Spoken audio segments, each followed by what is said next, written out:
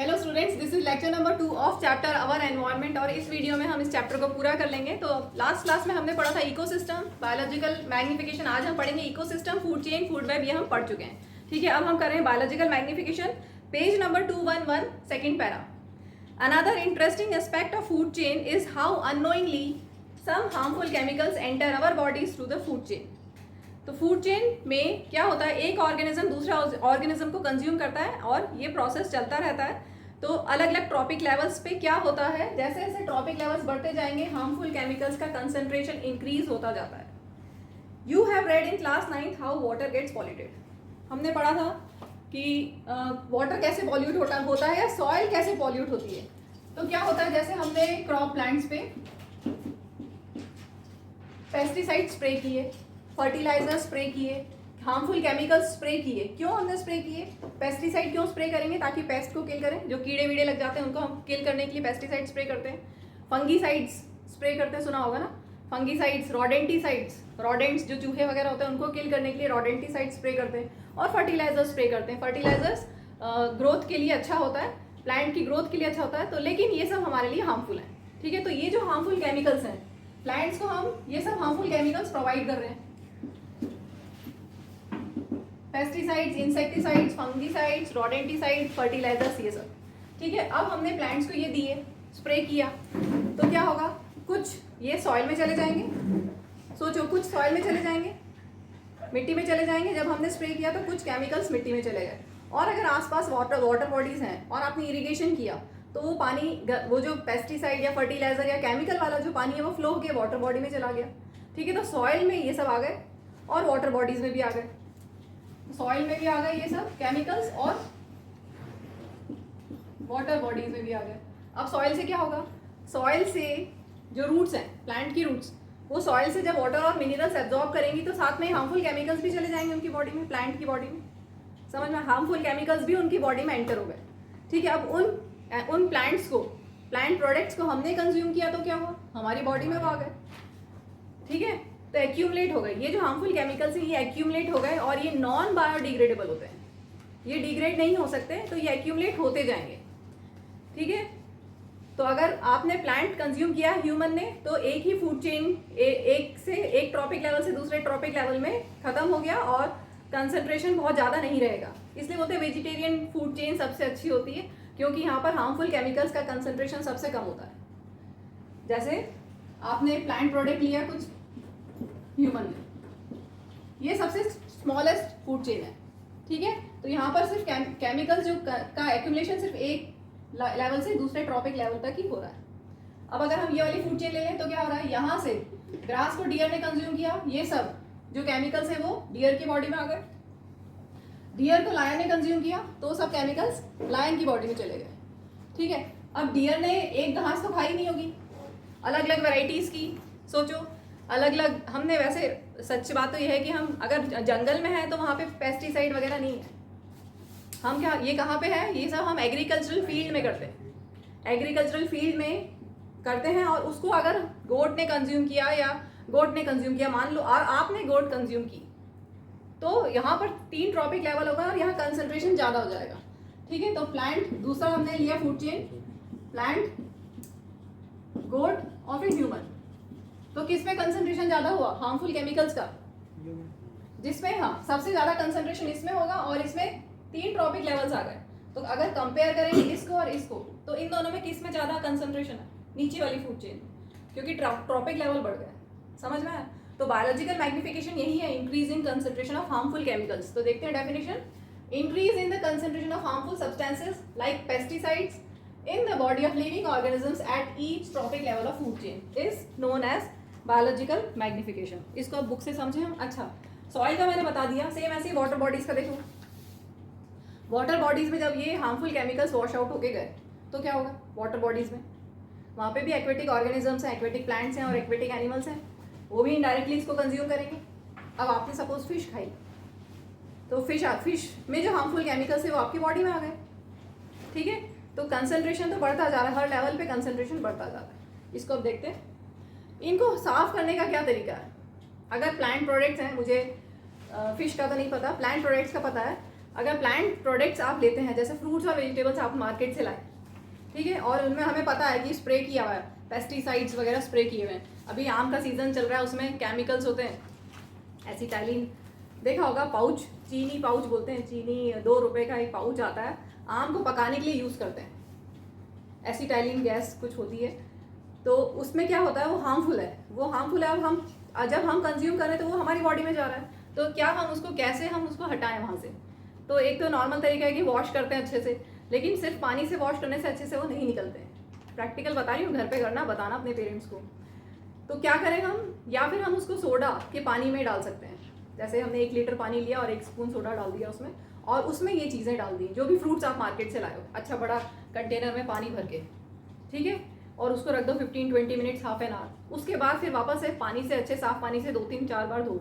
दूसरा तरीका है कि नमक और हल्दी, 1 चम्मच नमक, 1 चम्मच हल्दी 1 लीटर पानी में, और फ्रूट्स वेजिटेबल्स आपको जो भी वॉश करना है सब बड़े कंटेनर में भर के रख दिया, ठीक है, उसको भी 15-20 मिनट्स, हाफ एन आवर छोड़ दोगे, फिर अच्छे से वॉश करोगे तो बोलते हैं 95%, 90 to 95% केमिकल्स निकल जाते हैं उसमें से, ठीक है। तो ऐसा आप कर सकते हैं, सिर्फ पानी से धोने से काम नहीं चलेगा। चलो बुक से देखते हैं। You have read in class 9 how water gets polluted. तो वाटर कैसे पॉल्यूट होता है, वाटर बॉडीज में जो हार्मफुल केमिकल्स चले जाएंगे, वाटर पॉल्यूट हो जाएगा, ठीक है। One of the reasons is the use of several pesticides and other chemicals to protect our crops from diseases and pest. तो ये कैसे जा रहे हैं, पेस्टिसाइड जो हम यूज़ कर रहे हैं पेस्ट को किल करने के लिए, जैसे पेड़ों में पौधों में कीड़े लग जाते हैं, उनको किल करने के लिए हम पेस्टिसाइड्स यूज़ करते हैं, और दूसरे chemicals to protect our crops from diseases and pest. Clear. These chemicals are either washed down into the soil or into water body। तो या फिर ये सॉइल में चले जाएंगे, आसपास अगर पानी होगा, वाटर बॉडी होगी तो वाटर बॉडी में चले जाएंगे ये chemicals. From the soil these are absorb by plants along with water and minerals. ये बताया था मैंने अभी, प्लांट्स एब्जॉर्ब करेंगे, ठीक है, वाटर और मिनरल्स के साथ ये केमिकल्स भी एब्जॉर्ब करेंगे।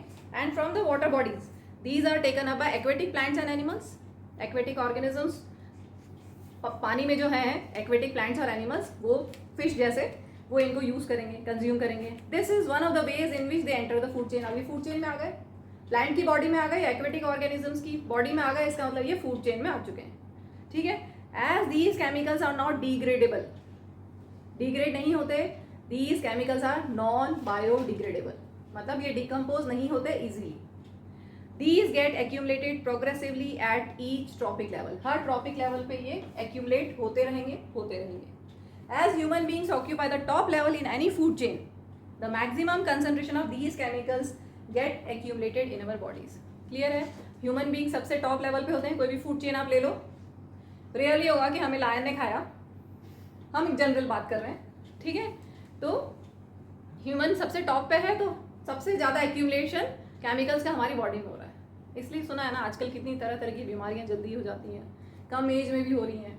आज से कुछ 40 साल पहले ये सब नहीं यूज होता था, केमिकल्स, हार्मफुल केमिकल्स। इसलिए अब आजकल ऑर्गेनिक फार्मिंग होने लगी है, ऑर्गेनिक प्रोडक्ट्स आने लगे, फ्रूट्स वेजिटेबल्स सब ऑर्गेनिक भी आने लगी है, जिसमें हार्मफुल केमिकल्स का यूज़ नहीं होता। चलो आगे देखते हैं। This phenomenon is known as biological magnification. ये तो क्लियर है, biological magnification, increase in concentration of harmful chemicals, that is biological magnification। This is the reason why our food grains such as wheat, rice, vegetables and fruits and even meat contain varying amounts of pesticide residues। They cannot be removed by washing or other means। Clear? इसके बाद activity में थोड़ा सा मैं समझा देती हूँ। Activity 13.3 Newspaper reports about pesticide levels in ready-made food items are often seen these days and some states have banned these products। तो कौन से रेडीमेड फूड आइटम्स है जिनमें पेस्टिसाइड हो सकते हैं, बताओ। रेडीमेड फूड आइटम जिनमें पेस्टिसाइड हो सकते हैं, जैसे आटा, अगर दाल, चावल, आटा, इन सब में कीड़े लग सकते हैं। अगर ये अगर आप ऑर्गेनिक परचेज करोगे तो देखना 1-2 महीने में कीड़े लग जाते हैं, और अगर आप रेगुलर वाले लेके आए हो तो वो जल्दी खराब नहीं होते, कंपैरेटिवली जल्दी उनमें कीड़े नहीं लगते, क्योंकि उनमें पाउडर केमिकल्स पेस्टिसाइड्स डाल रखे हैं, मतलब उनको मिक्स कर रखा है पेस्टिसाइड के साथ। सबसे ज़्यादा मेन मैं तुम्हें बताती हूँ एग्जांपल, आटा जो लेते हैं मार्केट से, जो रेडीमेड आटा लेते हैं, एक तो होता है गेहूँ लेके आटा पिसवाएं, वो हेल्दी है, उसमें कोई प्रॉब्लम नहीं आएगी। लेकिन अगर आपने मार्केट से पिसा हुआ आटा का पैकेट 5 किलो 10 किलो वाला जो लेते हैं वो लिया है, उसमें DDT मिला हुआ रहता है, DDT डाइक्लोरो डाइफिनाइल ट्राइक्लोरोइथेन, और ये बहुत हार्मफुल केमिकल है। जो डिग्रेड नहीं होता, बहुत हार्मफुल है ये। डीडीटी मिलाते हैं। हमें तो एक शॉप वाला नहीं बताया था कि आप आटा, जब बहुत साल पहले हम आटा खरीदते थे तो उन्होंने बोला कि आप आटा क्यों खरीद रहे हो, इसमें तो डीडीटी मिला हुआ है। तब से फिर हमने पिसवाना चालू किया। ठीक है, तो मार्केट का आटा बिल्कुल सही नहीं है, उसमें मिला ही रहता है, डीडीटी मिला के रखते हैं। डीडीटी भी वाइट कलर का होता है और आटा भी वाइटिश कलर का ही होता है, व्हीटिश कलर का। ठीक है, तो पता भी नहीं चलता और वो जल्दी ख़राब ना हो, कीड़े ना लगे इसमें, इसलिए उसको मिक्स करके रखते हैं। ऐसे ही सभी जो दाल चावल आप खरीदते हो मार्केट से, अगर ऑर्गेनिक नहीं है तो उन सब में भी पेस्टिसाइड्स हैं। ड्राई फ्रूट्स कीड़े लग जाते हैं ना, काजू बादाम अखरोट, इन सब में भी, तो इन सब में करते हैं स्प्रे, मिक्स करते हैं पेस्टिसाइड्स, मिक्स करते हैं हार्मफुल केमिकल्स मिक्स करते हैं। तो रेडीमेड फूड आइटम्स में भी पेस्टिसाइड लेवल हाई होता है। तो एक तरीका ये है कि हम अच्छे से वॉश करें, वही नमक हल्दी के पानी में या सोडा में वॉश करें बहुत अच्छे से। चलो हम बढ़ते हैं आगे। नेक्स्ट टॉपिक है ozone layer and how it is getting depleted. इससे पहले थोड़ा सा इंट्रोडक्शन। एनवायरमेंटल प्रॉब्लम्स, बहुत सारी एनवायरमेंटल प्रॉब्लम्स हैं। ह्यूमन ने अपने यूज़ के लिए एनवायरनमेंट को बहुत डिस्टर्ब कर दिया, इकोलॉजिकल बैलेंस पूरा डिस्टर्ब करके रख दिया है। वही आज से 40 साल पहले बहुत अच्छा बैलेंस था नेचर में, नेचर ह्यूमन बींग्स में बायोटिक अबायोटिक कंपोनेंट्स में बहुत अच्छा बैलेंस था, इकोलॉजिकल बैलेंस था बहुत अच्छा। लेकिन धीरे धीरे हमने अपनी बेनिफिट के लिए नेचर को पूरा डिस्टर्ब करके रख दिया। तो उससे क्या हो रहा है, एनवायरमेंटल प्रॉब्लम्स होती है। बहुत सारी एनवायरमेंटल प्रॉब्लम्स हैं। हम इस चैप्टर में सिर्फ 2 ही डिस्कस करने वाले हैं, एक तो डिप्लीशन ऑफ ओजोन लेयर और managing the garbage B produce. ये 2 टॉपिक हम करने वाले हैं। तो अब हम लेते हैं ozone layer and how it is getting depleted. चलिए अब करते हैं ओजोन लेयर के बारे में। ओजोन लेयर कहाँ होता है? देखो, अर्थ की जो एटमॉस्फेयर है, अर्थ का जो एटमॉस्फेयर है उसको कुछ लेयर्स में डिवाइडेड है। ट्रोपोस्फियर, स्ट्रेटोस्फियर, मीजोस्फियर, ये 3 लेयर स्टार्टिंग के बता रही हूँ। ठीक है, तो इसमें जो सेकेंड लेयर होता है स्ट्रेटोस्फियर, यहाँ पर होता है ozone layer. Second layer, atmosphere के सेकेंड लेयर में होता है ओजोन लेयर। स्ट्रेटोस्फियर कहाँ से कहाँ तक है? 12 से 15 किलोमीटर तक। पहले ट्रोपोस्फियर है, 0 से 12 किलोमीटर तक ट्रोपोस्फियर होता है एटमॉस्फेयर का पहला लेयर। जैसे अर्थ है, पहला लेयर मान लो 12 किलोमीटर तक है, फिर 12 से 15 नहीं, सॉरी 50 होगा ये, फिर 12 से 50 तक स्ट्रेटोस्फियर। तो ये जो स्ट्रेटोस्फियर है, यहाँ ट्रोपोस्फियर, ये इधर अर्थ। ठीक है, तो स्ट्रेटोस्फियर 12 से 50 किलोमीटर तक की रेंज में है और इसी रेंज, इसी स्ट्रेटोस्फियर में किस रेंज में है? 12 to 50 किलोमीटर की रेंज में। और इस लेयर में आता है ओजोन लेयर। 20 से 26 तक की रेंज में होता है ओजोन लेयर। अब ओजोन लेयर बनता कैसे है इसको हम पढ़ते हैं और इसके क्या इंपॉर्टेंस है इसको भी हम पढ़ते हैं बुक से। पेज 212। O3, ओजोन का formula O3, 3 atoms of oxygen. O3 is a molecule formed by 3 atoms of oxygen, while O2, which we normally refer to as oxygen, is essential for all aerobic forms of life.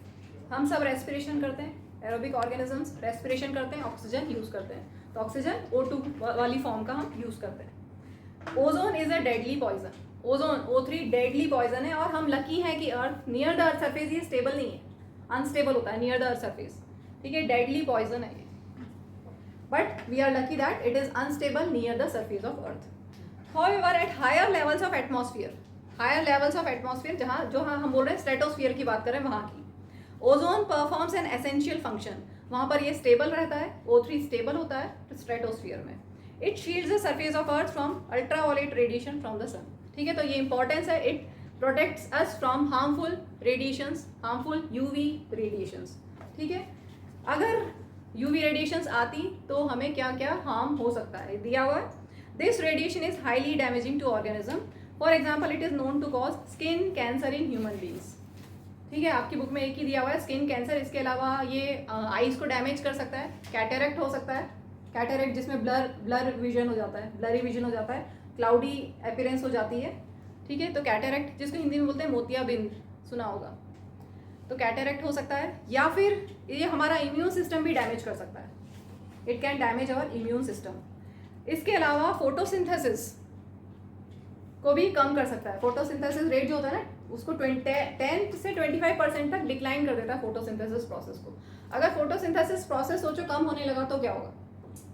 तो carbon dioxide बढ़ जाएगा, carbon dioxide बढ़ जाएगा मतलब global warming, वो भी सुना है, global warming, increase in temperature of earth. तो ये सब इसके हार्मफुल इफेक्ट्स हैं। आगे देखते हैं, ozone at the higher levels of atmosphere is a product of UV radiation acting on O2 molecule.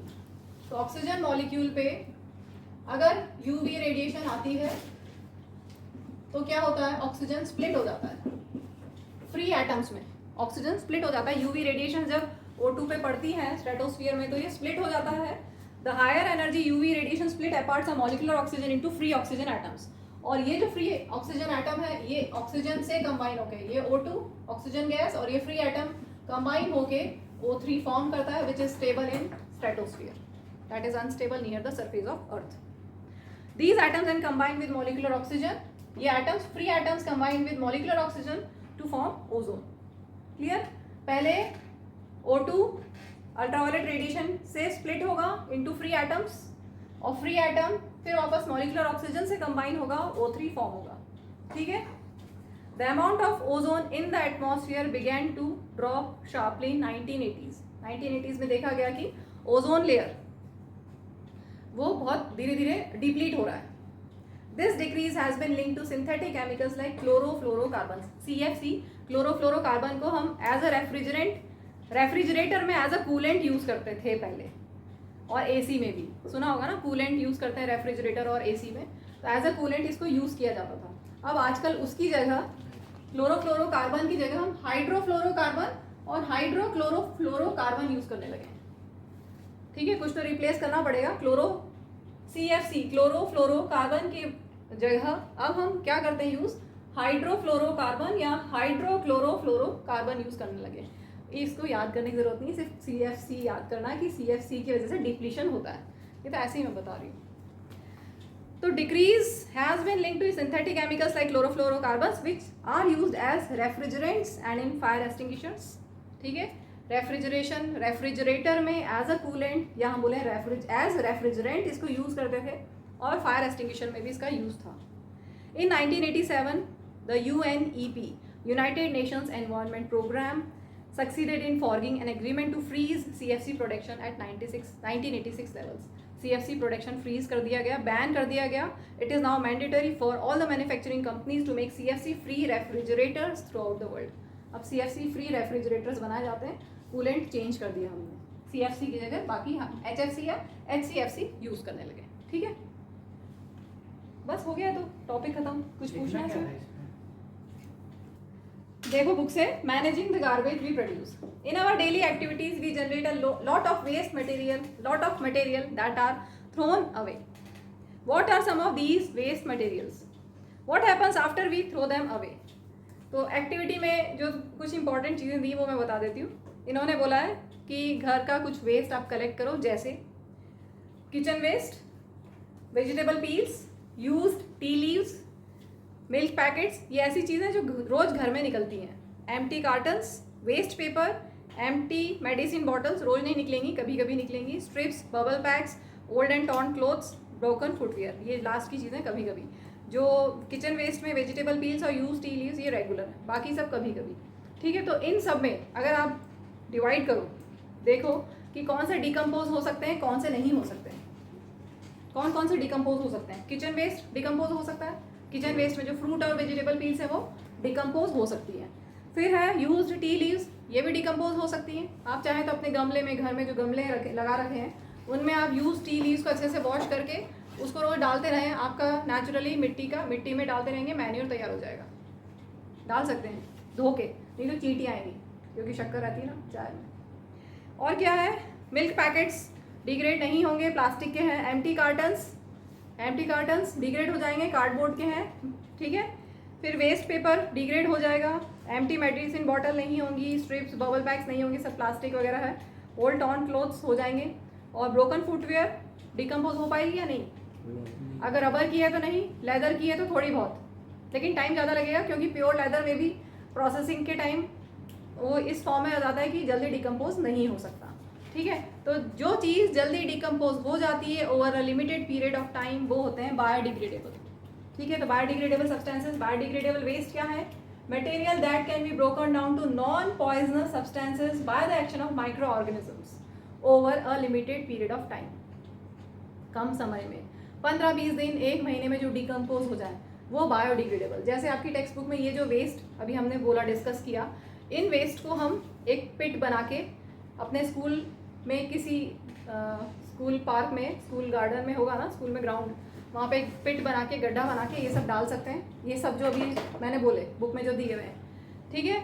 और इन्होंने बताया कि यहाँ पर हम क्या करेंगे, दिया हुआ है क्या करना है, bury this material in a pit in a school garden और if there is no space available, ये सबको कलेक्ट करके एक ओल्ड बकेट में और फ्लावर पॉट में आप डाल सकते हैं। And cover with at least 15 centimetre soil. 15 centimetre आपका जो स्केल होता है रूलर छोटा वाला, वो 15 सेंटीमीटर का है, इतना सॉइल उसके ऊपर हमने कवर कर दिया। और इस keep this material moist and observe eight 15 day intervals. तो आप क्या देखोगे, 1 महीने बाद, 15 दिन बाद, 1 महीने बाद मान लें आप, तो क्या देखोगे, जो अभी मैंने बताया जो डिग्रेड हो सकता है वो गायब हो जाएगा, और जो डिकम्पोज डिग्रेड नहीं हो सकता वो रह जाएंगे। तो जो रह गए वो क्या है, नॉन बायोडिग्रेडेबल, जो डिकम्पोज नहीं हो पाए, जो डिग्रेड नहीं हो पाए। तो नॉन बायोडिग्रेडेबल वेस्ट क्या है, material that can not be broken down into non poisonous और harmful substances in nature over a limited period of time. वो ऐड कर लेना आप, over a limited period of time, ठीक है। कुछ टाइम में, एक लिमिटेड पीरियड ऑफ टाइम में जो डिकम्पोज ना हो वो है नॉन बायोडिग्रेडेबल। ऐसा क्यों लिखा है, क्योंकि जैसे मैंने यहाँ पे लिखा है प्लास्टिक बैग को डिकम्पोज होने में 10 से 12 ईयर्स लगेंगे, तो ये बहुत ज़्यादा टाइम माना जाएगा। Over a limited period of time का मतलब 1 महीना, 2 महीना, 3 महीना, 6 महीने, इतने में तो डिकम्पोज हो ही जाए, वो सब बायोडिग्रेडेबल है। जिनको कुछ साल लग रहे हैं, 10 साल, 15 साल, प्लास्टिक कंटेनर्स को 50 to 80 ईयर्स लग रहे हैं डिकम्पोज होने में, non biodegradable. Plastic soda bottle को 450 ईयर्स लगेंगे डिकम्पोज होने में, ग्लास बॉटल को 500 ईयर्स लगेंगे डिकम्पोज होने में। तो इसलिए ये नॉन बायोडिग्रेडेबल की कैटेगरी में आते हैं, क्योंकि एक लिमिटेड पीरियड ऑफ टाइम तक में ये डिकम्पोज नहीं हो सकते, ठीक है, क्लियर। एग्जाम्पल में सारे मेटल्स ले लो, aluminium cans, iron nails, silver foils, ये सारे मेटल्स डिकम्पोज नहीं हो सकते जल्दी। DDT, डाइक्लोरो डाइफिनाइल ट्राइक्लोरोइथेन, जो हम आटे में यूज़ करते हैं, हम नहीं यूज़ करते, जहाँ मार्केट से जहाँ से आता है वहाँ पे इसको यूज़ करते हैं ताकि कीड़े ना लगें आटे में, ठीक है। और रेडियो एक्टिव वेस्ट, ये सब नॉन बायोडिग्रेडेबल है, डिकम्पोज नहीं हो सकता। चलो अब देखते हैं हम आगे बुक से, पेज नंबर 214 देखेंगे बुक में, top para. We have seen in chapter on life processes that the food we eat is digested by various enzymes in our body. Chapter 1 life processes में हमने पढ़ा है, जैसे माउथ में कौन सा एंजाइम होता है, सलाइवरी एमाइलेज। सलाइवा में होता है सलाइवरी एमाइलेज, जो स्टार्च को शुगर में कन्वर्ट करता है, ठीक है। तो वो स्पेसिफिक है, वो हर किसी को, हमने जो भी खाना खाया उसमें से स्टार्च को शुगर में कन्वर्ट करेगा, प्रोटीन फैट को नहीं कर रहा वो डाइजेस्ट। तो एंजाइम क्या है, स्पेसिफिक इन एक्शन। ऐसे ही स्टमक में पेप्सिन एंजाइम होता है, स्टमक में पेप्सिन एंजाइम होता है जो प्रोटीन डाइजेस्ट करता है, ठीक है। तो एंजाइम्स क्या है, स्पेसिफिक इन एक्शन, हर किसी को, एक एंजाइम ऐसा नहीं कि हर किसी को डाइजेस्ट कर लेगा, पर्टिकुलर एंजाइम पर्टिकुलर चीज़ को ही डाइजेस्ट कर सकता है। तो वही दिया हुआ है, food we eat is digested by various enzymes in our body. Have you ever wondered why the same enzyme does not break down everything we eat. Same enzyme हर चीज़ को नहीं ब्रेक डाउन करेगा, अलग अलग एंजाइम अलग अलग चीज़ों को ब्रेक डाउन करेंगे, ठीक है। Enzymes are specific in their action, specific enzymes are needed for break down of particular substance. Clear, specific enzymes are needed for break down of particular substance. That is why we will not get any energy if we try to eat coal, ठीक है। कोल खाओगे, कोल digest ही नहीं होगा, क्योंकि कोल को digest करने के लिए हमारी बॉडी में एंजाइम्स नहीं है, कोल डाइजेस्ट नहीं होगा। Because of this, many human-made materials like plastics will not be broken down by the action of bacteria or other saprophytes. तो human-made materials जैसे प्लास्टिक को बैक्टीरियाज डिकम्पोज नहीं कर सकते हैं, ठीक है। These materials will be acted upon by physical processes like heat and pressure, but under ambient conditions found in our environment, these persist for long time. 10 साल, 12 साल, 500 years तक persist कर सकते हैं, ये भी लिखा है, ठीक है, समझ में आया। तो जो नॉन बायोडिग्रेडेबल है वो बहुत लंबे समय तक परसिस्ट कर सकते हैं नेचर में, एनवायरनमेंट में, इसलिए वो नॉन बायोडिग्रेडेबल की कैटेगरी में आते हैं। Substances that are broken down by biological processes are said to be biodegradable. Clear है, बायोडिग्रेडेबल जो they can be broken down by biological processes. How many of the substances you buried were biodegradable, ये हम कर चुके हैं। Kitchen पील जो kitchen waste था वो डिग्रेड हो सकता है। Substances that are not broken down in any manner are said to be non-biodegradable. These substances may be inert and simply persist in the environment for long time, जैसे कुछ साल, ठीक है, और may harm the various members of ecosystem. Last topic of this video, managing the garbage we produce. तो यहाँ पर आपकी बुक में एक्टिविटीज़ हैं 13.7 और 13.8. इनमें ये दिया है कि जो वेस्ट आप घर में जनरेट करते हो उसका क्या होता है. घर में जो वेस्ट जनरेट होता है, biodegradable waste, non biodegradable waste, उसका क्या होता है. तो अगर आपके यहाँ ये सिस्टम है कि सेपरेट रहता है, बायोडिग्रेडेबल और नॉन बायोडिग्रेडेबल 2 डस्टबिन है, तो वो दोनों अलग अलग सेपरेट ही जाते हैं, जो कचरे वाले आते हैं लेके जाते हैं. और जो बायोडिग्रेडेबल वेस्ट है उससे हम बहुत सारी चीज़ें कर सकते हैं. ये जो अभी यहाँ देख रहे हैं क्या क्या कर सकते हैं. और नॉन बायोडिग्रेडेबल भी यहीं पे आ जाएगा, जैसे रिसाइकल वगैरह कर सकते हैं. तो एक एक करके देखते हैं. सबसे पहले लैंडफिल्स. लैंडफिल्स का मतलब disposal of waste by putting it in low lying area of ground and covering it with soil. ये किसके लिए? जो बायोडिग्रेडेबल है उसके लिए. सिर्फ जो बायोडिग्रेडेबल है, जो डिकम्पोज हो सकता है, जिससे मैन्यूअर बन सकता है, उसके लिए. नॉन बायोडिग्रेडेबल भी इसमें डाला जा सकता है. बस ये है कि अगर बायोडिग्रेडेबल है तो वो डिकम्पोज भी हो जाएगा. नॉन बायोडिग्रेडेबल भी इसमें डाला जा सकता है. इसमें पूरा वेस्ट कुछ भी हम डाल सकते हैं, ठीक है. तो क्या किया जाता है, करीब जैसे 1.5 मीटर का ये वेस्ट का लेयर बनाया हमने. लो लाइंग एरियाज़ में करेंगे इसको. लो लाइंग एरियाज़ में, निचले इलाकों में इसको करेंगे हम. लाइंग एरियाज़ में इसको किया जाता है. तो क्या करेंगे हम, 1.5 मीटर का हमने ये कचरा ले लिया, वेस्ट ले लिया. इसके ऊपर हमने 20 सेंटीमीटर ऊपर सॉइल डाला. फिर हमने और ऐसा ही लेयर करते जाएंगे, ठीक है, और सॉइल डालते जाएंगे. और इसके ऊपर हम पार्क बना सकते हैं, गार्डन बना सकते हैं. इस तरह की चीज़ें बनाई जा सकती हैं, ठीक है. तो इसमें क्या हुआ, हमने जलाया नहीं उसको, तो पॉल्यूशन नहीं हुआ, ठीक है. और ऐसे ही नहीं छोड़ा कि वो बदबू आए, डिकम्पोज हो. नेक्स्ट मेथड है incineration. Incineration means burning of substances at high temperature to form ash. अब ये बर्निंग वो नहीं है कि कचरे वाले ने कचरा इकट्ठा करके और माचिस से जला दिया, वो वाला नहीं है. फर्नेस में किया जाता है. 670 डिग्री सेल्सियस से ज़्यादा टेम्परेचर दिया जाता है. 1000 डिग्री सेल्सियस तक भी टेम्परेचर दिया जाता है. और जो भी कचरा है उसको बिल्कुल राख कर दिया जाता है. और इसमें जो हार्मफुल गैसेस निकलेंगी उनको भी वो लेस हार्मफुल करके ही रिलीज़ करते हैं, ठीक है. तो ये फैक्ट्रीज़ में होगा, कचरा जाएगा वहाँ पे, वेस्ट जाएगा, और उसको बर्न करेंगे हाई टेम्परेचर पे. कितना, 670 से 1000 डिग्री सेल्सियस तक हीट करेंगे, फर्नेस में हीट करेंगे, और वो पूरा ऐश बन जाएगा. जो हार्मफुल गैसेस हैं उनको भी लेस हार्मफुल करके रिलीज़ किया जाएगा, ठीक है. नेक्स्ट है प्रिपरेशन ऑफ कंपोस्ट. ये बहुत बार पढ़ चुके हो आप. खाद बनाना है आपको, मैन्योर बनाना है. बायोडिग्रेडेबल वेस्ट, इसमें पर्टिकुलर आप बायोडिग्रेडेबल वेस्ट यूज़ करेंगे, क्योंकि जो डिग्रेड हो सकता है, जो डिकम्पोज हो सकता है, उसी से हम कंपोस्ट बना सकते हैं, उसी से हम मैन्योर बना सकते हैं. तो biodegradable waste can be converted into compost by burying in a pit. पढ़ चुके हैं हम. पिट में सब वेजिटेबल पील्स, फ्रूट पील, जो भी डिकम्पोज हो सकता है वो सब डाल सकते हैं, और आपका मैन्योर तैयार हो जाएगा, कंपोस्ट तैयार हो जाएगा.